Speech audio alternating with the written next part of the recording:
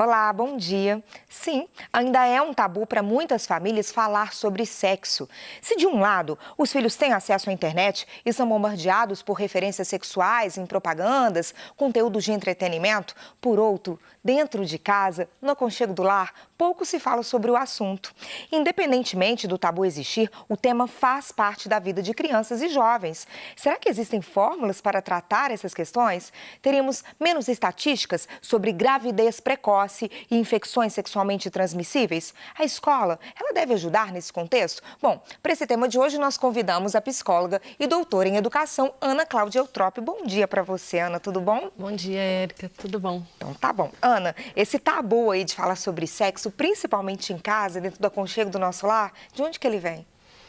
A nossa sociedade, ela tem uma tradição, né, Érica, de achar que falar sobre sexualidade, oferecer informações sobre sexualidade pode ser uma forma de estimular ou de despertar numa negação que a sexualidade existe, que a sexualidade já existe antes da gente nascer, né? O modo como uma família espera uma criança já é um modo que está marcado pelo jeito como essa criança vai ser educada nos temas da sexualidade, você imagina. A gente faz ultrassom grávida, né? Hoje, atualmente, a gente descobre o sexo da criança ainda grávida, né? Minha mãe descobriu ao nascer, porque naquela época era diferente, né? E a gente já começa a pensar decoração de quarto, já começa a pensar como vai ser o enxoval dessa criança. Isso já é educação em sexualidade, né? A gente, então, falar que quando que começa, já começa antes da criança nascer. Verdade. Do jeito como a gente se organiza, do jeito como a gente se prepara para receber essa criança. Mas aí há um jeito de fazer uma equivalência entre os temas da sexualidade e a relação sexual.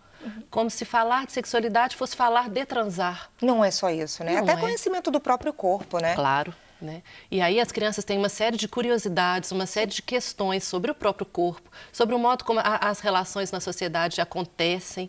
E a gente fica sempre cheio de dedos, como se falar disso fosse ensinar a criança a transar ou estimular para a criança transar, né? Incentivar.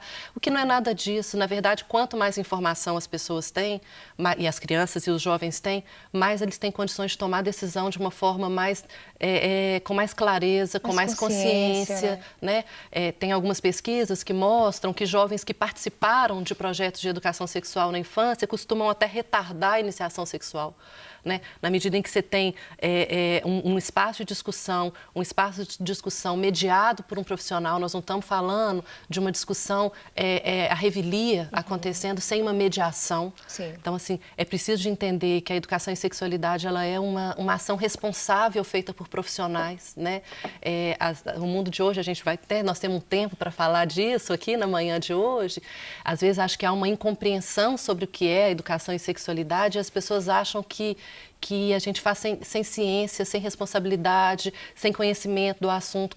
E é preciso que a gente entenda que as ações de educação em sexualidade, elas são feitas de forma mediada para que os temas sejam discutidos, que novas informações sejam inseridas para que cada pessoa, cada jovem, cada criança, cada mãe, cada pai, cada avó, cada pessoa que cuida da outra criança tenha espaço de repensar seus valores, repensar suas opiniões, refletir no diálogo com o outro, o que um pensa, o que o outro pensa. E nessa mediação coletiva, cada um vai tendo mais acesso à informação para tomada de decisão em relação à própria vida. Verdade. Né?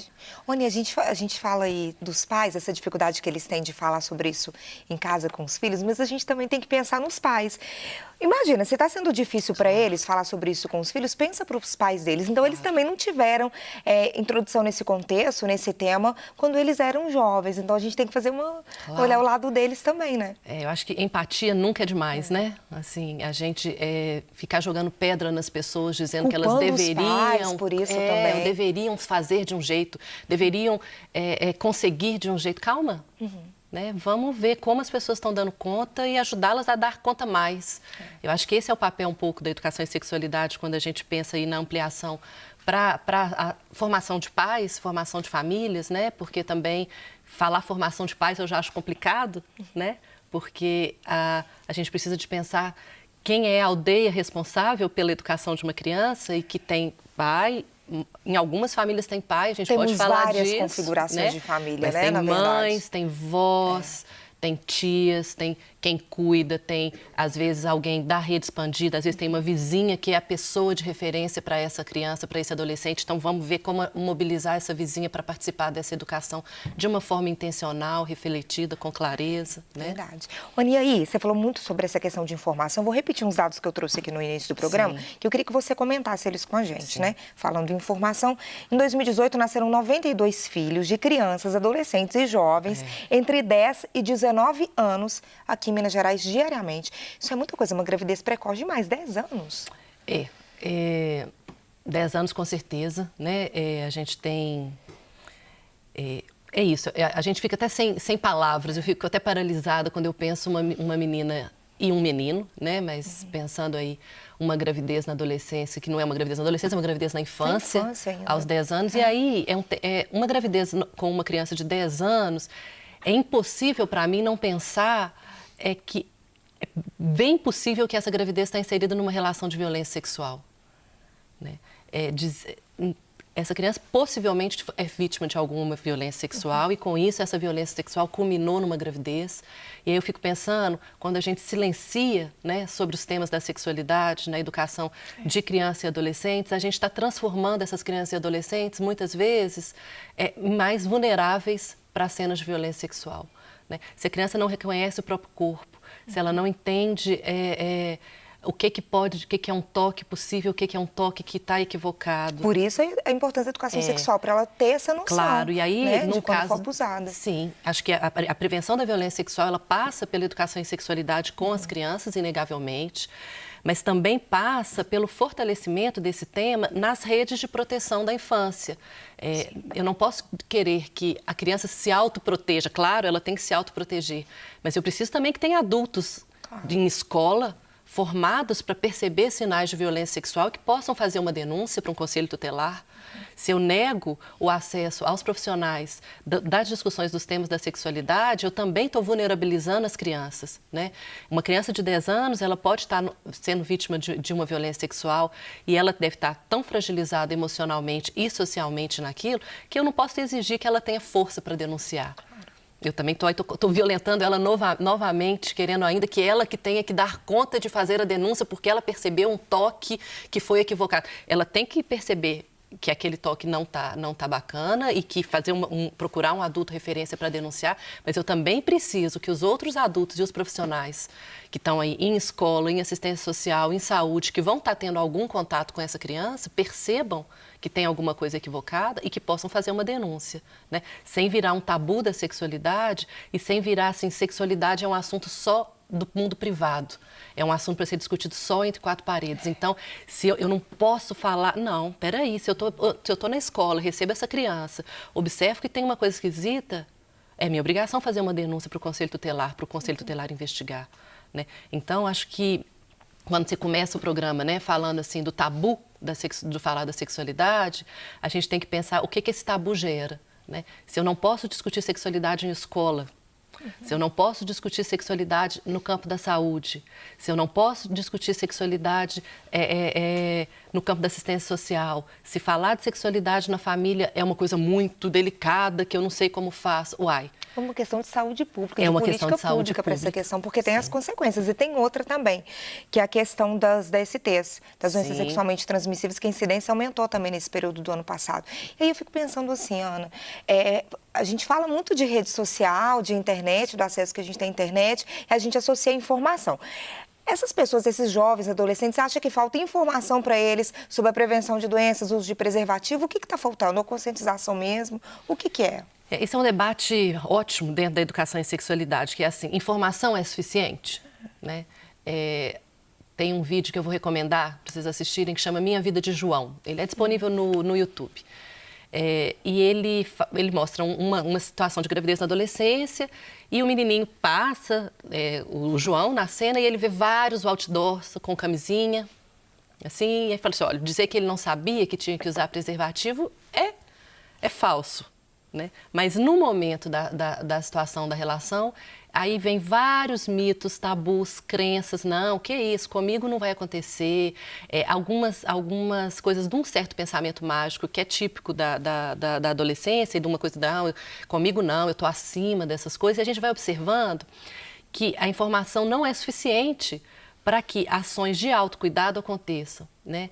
A utilização de métodos contraceptivos e a vivência da sexualidade de uma forma protegida, vamos chamar assim, ela passa por uma clareza do autocuidado, né? E o autocuidado exige uma certa autoestima, um certo projeto de vida, uma certa clareza do que eu quero, que adiar aquela gravidez pode ter, né, um impacto num determinado projeto de vida.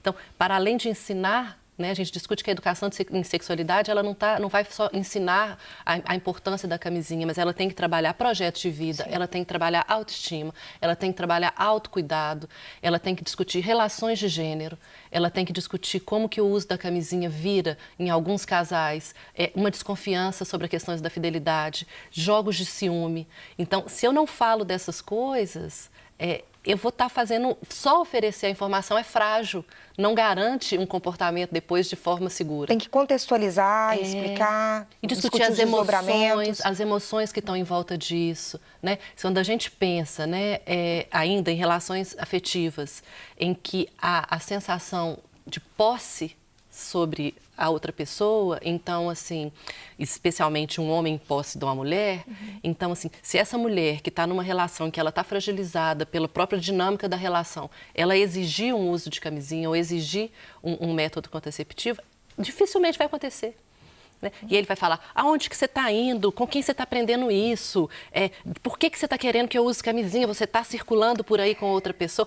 Aí a gente vai percebendo que nos temas da sexualidade as coisas são mais complexas, porque elas envolvem o modo como as relações afetivas vão se construindo em relações que na nossa sociedade ainda são marcadas por poder, por machismo, por desigualdade, por machismo. Né? E todas essas questões, então, fazer educação em sexualidade, se eu quero enfrentar o fenômeno da gravidez na adolescência, eu preciso discutir machismo. Eu preciso discutir a forma como a nossa sociedade organiza as relações de poder, porque senão fica uma coisa frágil. E ao mesmo tempo é muito louco, Érica, porque fica uma coisa frágil, mas que dá uma sensação de assim, ufa, já fiz minha parte, olha lá, já ensinei, já falei sobre camisinha. Pronto, agora se eles não usarem, é com eles.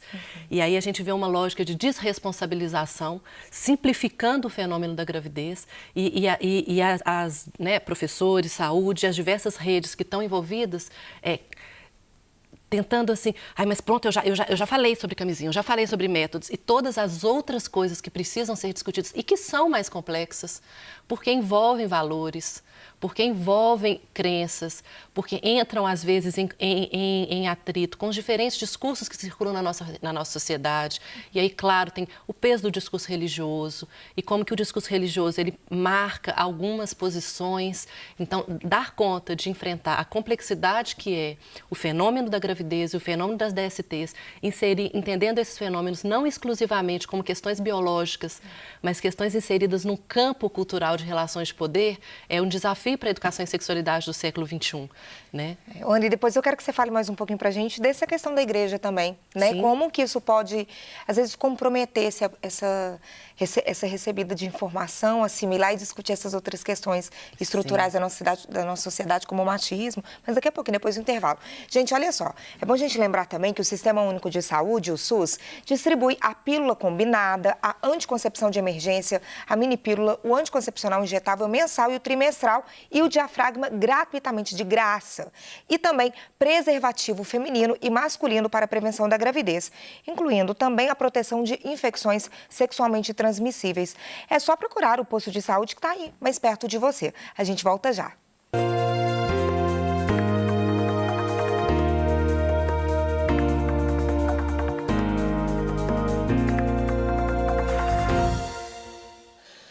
A última pesquisa nacional de saúde do escolar, do IBGE, aponta que dos adolescentes do 9º ano do ensino fundamental sexualmente ativos, 33,8% disseram não ter usado preservativo na última relação sexual. E apesar disso, 7 em cada 10 afirmaram ter recebido informação a respeito na escola mesmo. Ou seja, parece que apenas passar informação não é suficiente, né, Ana? Como você já vinha dizendo com a gente no primeiro bloco. Reduzir a educação em sexualidade a passar informação é pouco, né? A gente precisa de criar espaços coletivos de debate para que as diferentes opiniões que os jovens têm e os diferentes os diferentes discursos que eles escutam mesmo, discursos da família, discurso da igreja, o que eles veem na mídia, o que eles escutam entre os amigos, o que eles estão vendo na internet, que essas coisas possam ser colocadas na roda para que eles possam discutir e aí ter, de fato, clareza das questões, né? A educação em sexualidade intencional, que eu acho que é a que eu estou defendendo, né? A que eu defendo, a que eu trabalho, ela não traz uma decisão pronta ou uma opinião pronta ou uma verdade. Porque nos temas da sexualidade não dá para a gente dizer que há uma única verdade, porque é a verdade que cada pessoa constrói para a sua própria história, né? A tarefa da mediação e da educação em sexualidade é oferecer um espaço para que esses diferentes discursos que estão aí atravessando os jovens e as crianças sejam colocados na roda, né, para que eles possam falar do que eles escutaram, tirarem as dúvidas, verem como que os colegas pensaram sobre o assunto. Então, às vezes é interessante, né, que um adolescente tem uma verdade, uma certeza e sabe aquilo. Aí está numa roda, conversa com o outro, o colega conta uma outra história, conta que fez... E ele fica assim, uai, gente... Será? E isso é maravilhoso quando está num espaço estruturado. E aí eu acho que o ambiente educativo, ele é muito propício para isso, e quando eu falo ambiente educativo, eu estou dizendo escola, claro, mas não só. Eu acho que existem outras instituições que exercem papéis educativos na nossa sociedade, né? Então, se a gente pensa, por exemplo, os CRAS, os Centros de Referência de Assistência Social, que tem jovens lá, também é um espaço educativo.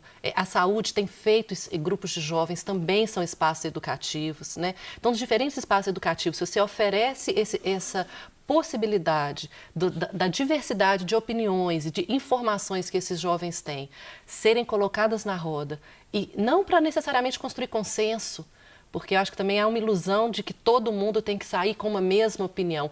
Todo mundo tem que sair com uma mesma informação. E aí eu concordo com você que a informação científica, que às vezes é o adulto mediador que vai trazer, é essencial. Então, trazer a informação sobre os métodos, informação de como usa, a informação que nesse nível informativo, eu acho sim que é necessário ter um consenso, mas em relação às opiniões, é possível não ter consenso, é possível que cada um tenha.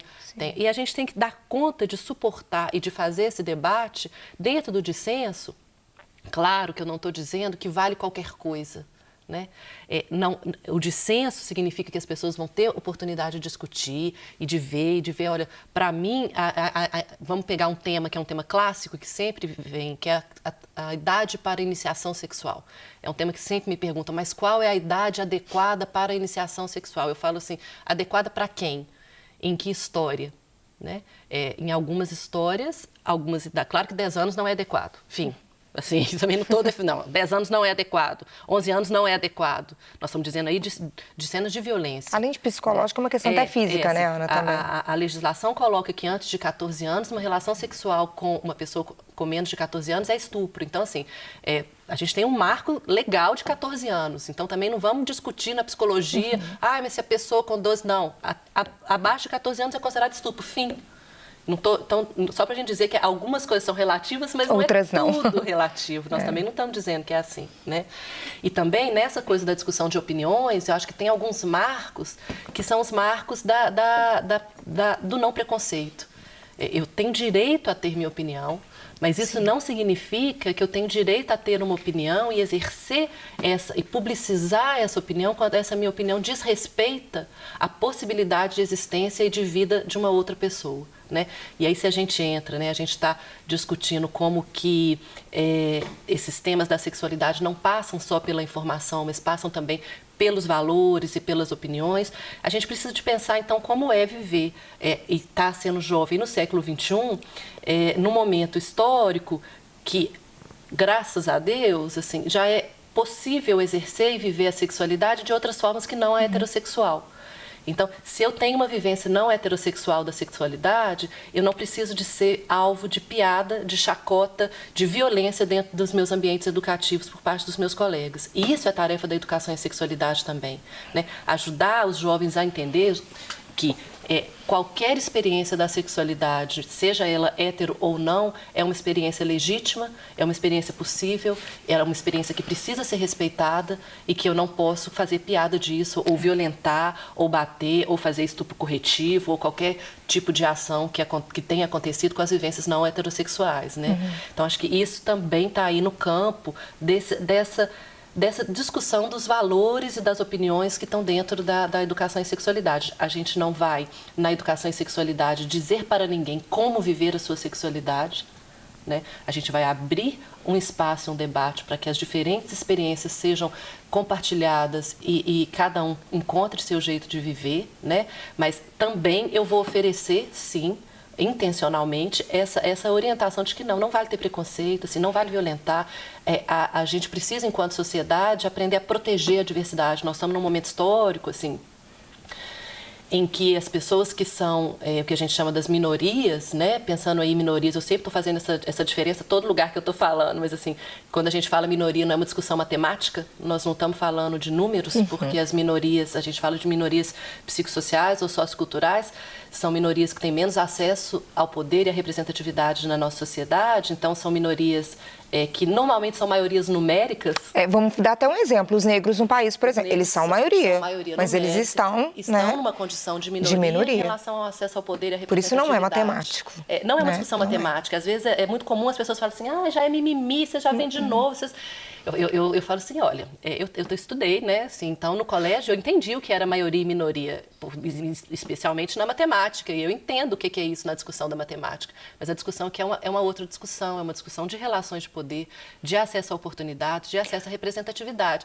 Então, se a gente está dizendo dessas minorias, no campo da sexualidade, a educação em sexualidade também tem que estar comprometida, né, com a construção de espaços que sejam seguros para as minorias. Né? Que as minorias possam ser quem são de forma autêntica e não serem violentadas por isso. Isso também é um compromisso ético da educação em sexualidade do século XXI. Verdade. Né? E aí, quando você fala disso, a gente pensa também do papel das políticas públicas, que englobam todas essas questões que a gente está falando. Aí vamos ver, então, o posicionamento do nosso presidente, Jair Bolsonaro, porque ele também já fez várias declarações sobre essa questão de combater o que o governo chama de sexualização precoce no ambiente escolar, da qual ele fala. Então, vamos ver, ele se posiciona em relação a uma caderneta, né? Vamos conferir, vamos ver a fala dele. Eu assisti outro dia um vídeo de uma senhora que estava falando sobre a caderneta de vacinação da sua filha. Tá? Caderneta de vacinação da sua filha. E ela estava indignada porque a caderneta aqui, logo na frente, diz que é para criança de 9 a 16 anos, a partir de 9 anos de idade. E no final, ela não tinha cartilha nas mãos, mas mostrava certas figuras que não caem bem, com toda certeza, para meninos e meninas de 9 anos de idade ter acesso. Então, me sensibilizei com essa crítica da senhora. Pedimos que as assessores nossos fossem aos postos de saúde aqui do Distrito Federal e eles trouxeram, então, a caderneta de saúde. Detalhe, ela é de 2012, da senhora Dilma Rousseff, e foi impressa em grande quantidade, são 40 páginas, tem muitas boas informações aqui, sim, muitas informações boas, né, precisas. Agora, o final dela aqui realmente fica complicado no meu entendimento. Se você, pai ou mãe, achar que não, é um direito teu. Então, eu vou dar uma sugestão primeiro, né? Quem tiver cartilha em casa, dá uma olhada, porque vai estar na mão do seu filho, e se for o caso, se você achar que é o caso, você tira essas páginas aqui que tratam desse tipo de assunto. O que nós fizemos aqui, Rio Barros, para dar jornalismo? Liguei para o ministro da Saúde, o Mandetta, que é de Mato Grosso do Sul, expus o problema para ele, e então a solução, né? O que é a decisão que ele tomou? Vai fazer uma nova cartilha, com menos páginas, mais barato, sem essas figuras aqui no final, e vamos rapidamente distribuir e recolher essas anteriores. Queria sua avaliação, Ana. Só isso? Você quer só que eu comente esse vídeo? Pensando nessa discussão dentro das escolas, no ambiente escolar mesmo. Sim. É uma caderneta da área de saúde da infância e da adolescência. Ela não foi construída de forma aleatória. Né? A construção de todos os materiais dentro dos ministérios, ela passa por uma série de revisão de especialistas, tem todo um conhecimento de dados epidemiológicos. Eu acho que quando você começa o programa trazendo dados, né, Érica? Assim, então você traz dados da gravidez, de como é um fenômeno que acontece, né? O que a gente vai fazer com isso? A gente vai fingir que não acontece? A gente vai arrancar as páginas e fingir que a sexualidade não acontece, a gente vai arrancar as páginas e fingir que a gravidez na adolescência não está acontecendo, a gente vai arrancar as páginas e fingir que os jovens não têm vida sexual. Eu acho que esse que é a questão, assim. A gente pode fazer uma escolha, eu acho que é uma escolha que em algum nível o Brasil está fazendo, se a gente pensa, né, qual é o nosso governo atual, assim, a gente pode fazer uma escolha de enfiar essas coisas para debaixo do tapete, né? Não falar não significa que as coisas não vão acontecer. Não ter as figuras na caderneta, que é uma caderneta que foi pensada para pessoas de 9 a 16 anos, né? Pensando aí, você trouxe os dados da gravidez com as crianças de 10 anos, né? Então, assim, baseado em dados epidemiológicos, a gente tem essa informação que existe essas gravidezes acontecendo, existe a vivência da sexualidade nessa idade. Então, assim, quando a gente pensa uma política pública, a gente pensa uma política para o Brasil, a gente tem que considerar a diversidade do nosso país, né? Ter como sujeito padrão um adolescente que estuda numa escola particular e que tem o pai e a mãe e que almoça em casa e que tem um pai e uma mãe que vão olhar para ele e pensar a política pública para esse sujeito é pobre quando a gente pensa o que é a complexidade e a diversidade de pessoas e de histórias que existem no nosso país. Então, se eu penso nessa diversidade que passa, sim, por jovens que estão tendo uma trajetória de menos supervisão de adultos porque suas famílias estão fragilizadas e tem, normalmente, um pai que já sumiu, uma mãe que está tendo que trabalhar 50 mil horas para dar conta de sustentar esse menino. Então, qual vai ser a rede de proteção desse menino?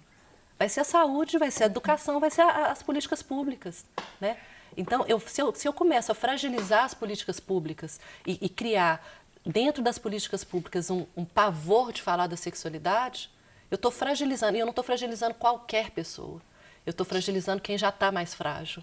Eu estou fragilizando quem já tem outras possibilidades de proteção social, que seriam aí a família, também fragilizadas. E fragilizadas por vontade? Não.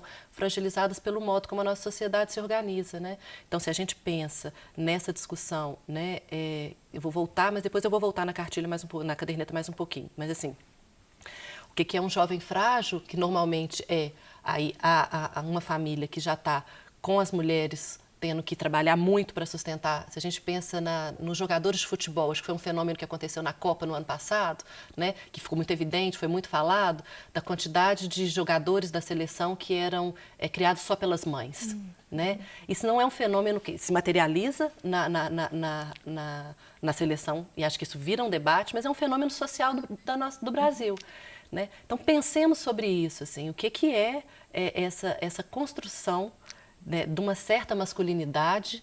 Então, olha só, eu estou falando muita coisa, deixa eu separar. Mas está tudo ligado. Mas olha só, então eu quero falar a primeira coisa. Se a gente lida com um Brasil, porque eu não estou dizendo de 1, 2, 3 jovens que eu conheço e que a história é essa. Eu estou pensando em dados de população e estou pensando em organizar uma política para a complexidade que é o Brasil. Uma caderneta dessa faz sentido. Né? Uma caderneta dessa faz sentido. Pode ser o espaço, o único espaço que aquela pessoa vai ter acesso a algumas informações. Sim. Né? Então, isso é uma coisa. Pensar a política para além de aquele jovenzinho que eu conheço. Nós estamos dizendo de um Brasil... Então, diverso, enorme, diverso, né? enorme, com vulnerabilidades diferentes e que tem uma equipe técnica pensando as políticas baseada em dados epidemiológicos. Assim, a gente não tira... Eu uso essa expressão, o povo não gosta muito, não, mas a gente não tira as coisas do sovaco, não, sabe?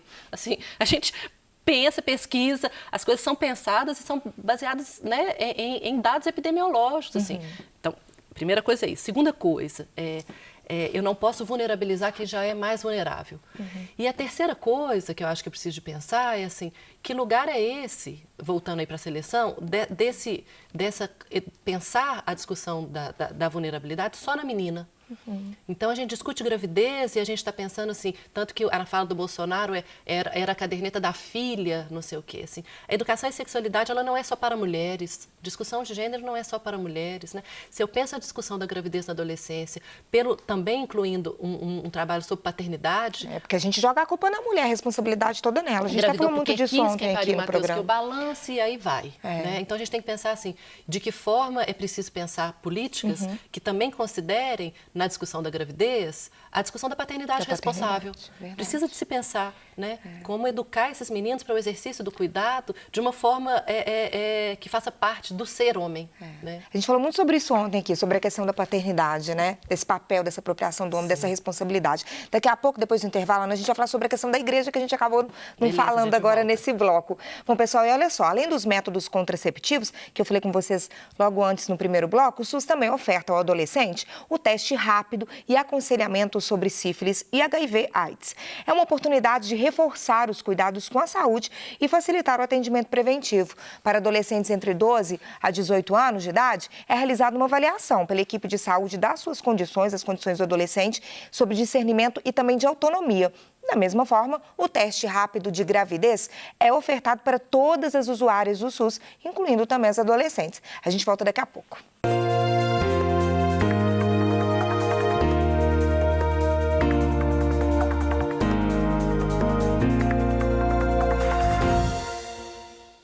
Estamos de volta falando hoje sobre a importância da educação sexual em vários ambientes. A gente falou na política, dentro de casa. Sim. Aí você falou da igreja também, que tem um papel, né, nessa discussão, né, Ana?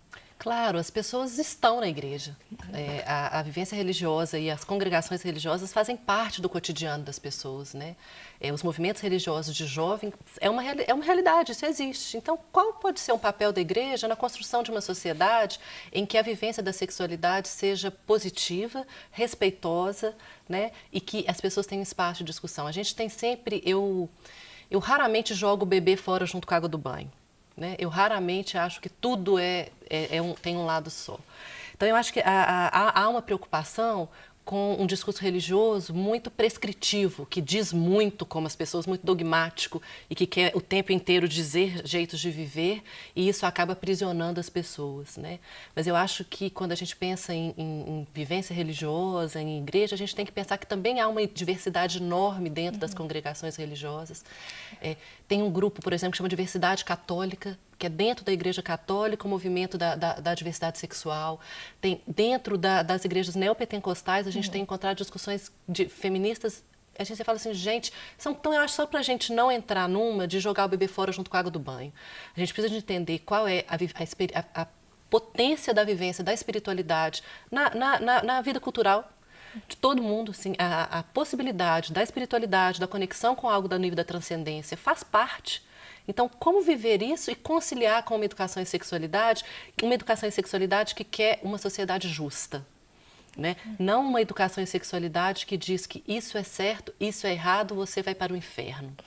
E eu entendo que dentro das igrejas e dentro das congregações religiosas tem diversidade, tem movimentos de todos os jeitos. Então, eu também queria dar visibilidade a isso. Sim. Porque eu não acho que dá para a gente jogar o bebê fora junto com a água do banho. Verdade, Ana. E aí, a gente está falando de iniciativas para poder disseminar informação e tudo mais. Você tem um projeto, na verdade, né? Que leva essas informações para as pessoas. Fala um pouquinho sobre o Nós e Voz. Então, meu projeto chama Nós e Voz, Voz com Z. Né? É o mesmo nome de uma banda, de um coral que tem aqui em Minas. Tem aí nas redes sociais, inclusive. A gente vai deixar aí para vocês acessarem e conhecerem. Né, que é nosevoz.com.br, e tem Instagram e Facebook e Nós e Voz BH. E no site tem os links também. Então, assim, o projeto chama Nós e Voz por ser essa aposta de que ao criar nós, que é esse ambiente coletivo, esse ambiente de acolhimento, a gente pode dar voz, porque voz é com Z, né, no Nós e Voz, assim. Então, dar voz às possibilidades e às diferentes opiniões, para que juntos a gente possa construir uma sociedade. Então, o Nós e Voz oferece grupos para jovens, oficinas com crianças, roda de família roda de conversa com famílias, atendimento em psicoterapia, né? Minha formação é psicologia, então eu tenho feito também orientações familiares, quando tem alguma situação específica da sexualidade que aquela família quer uma orientação, tenho atendido, né, em psicoterapia. Atualmente tenho atendido muito no apoio ao que a gente chama do processo de coming out, um processo de saída do armário.